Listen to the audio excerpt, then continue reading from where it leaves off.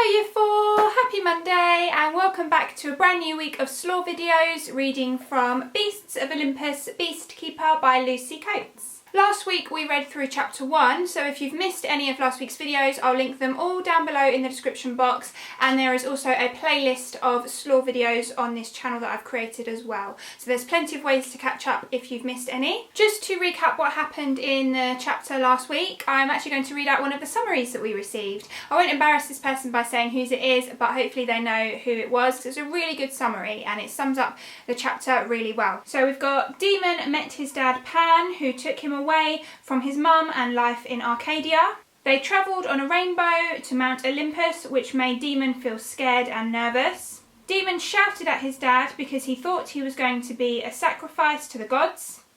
Pan laughed at his son and took him to the stables of the gods.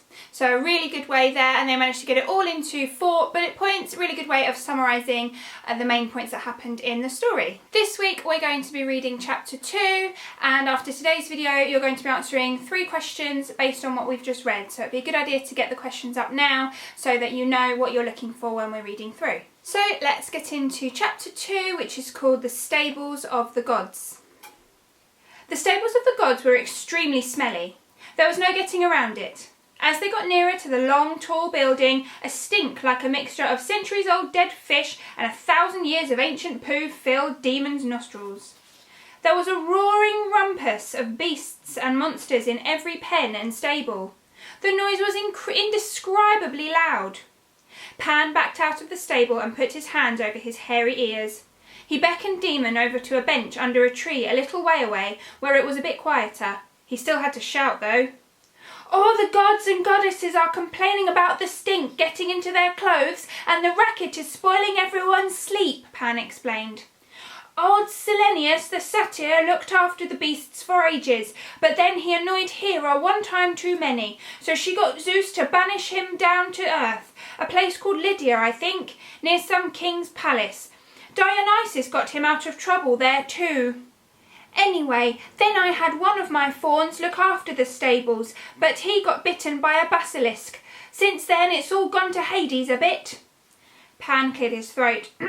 "Zeus asked me to find someone who was good with animals. I thought you might like to have a go at the job.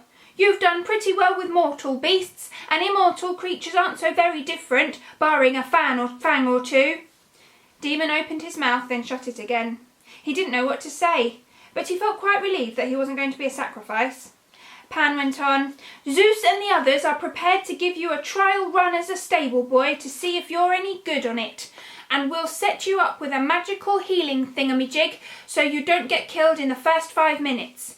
If you're a success, you'll get an official title and some proper pay. What do you say, boy? Will you give it a go?" So that's all we're going to read from chapter 2 today. So now let's have a look at your questions, and you're going to be looking at the type of language that was used in the chapter today. So question 1, what do the words roaring rumpus suggest about the atmosphere of the stables? So you might want to go back to the beginning of where I started to read, find those words roaring rumpus and read around them a little bit as well. So read kind of the bits where before those words and after those words, and just understand a little bit more about what that might say about the atmosphere and in general of the stables. Question 2 is to look at the paragraph beginning Pan backed out of the stables, so not too much after the bit that you just read about roaring rumpus, and it's asking you which word means that Pan made a gesture asking Demon to come over to the bench. So which word is it in that sentence that means he made a gesture for Demon to come over to him? Question 3 is asking you to look at the paragraph beginning Pan went on, and that's closer to the end of what we just read. And it's asking you what is closest in meaning to the term trial run. So does trial run mean A, running practice? Does it mean to see a test to see if he can do the job? Or does it mean pretending to talk to animals? So which is closest in meaning to the term trial run?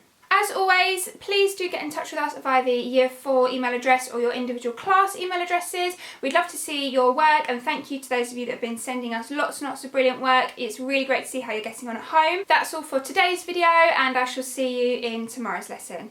Thanks for watching. Bye!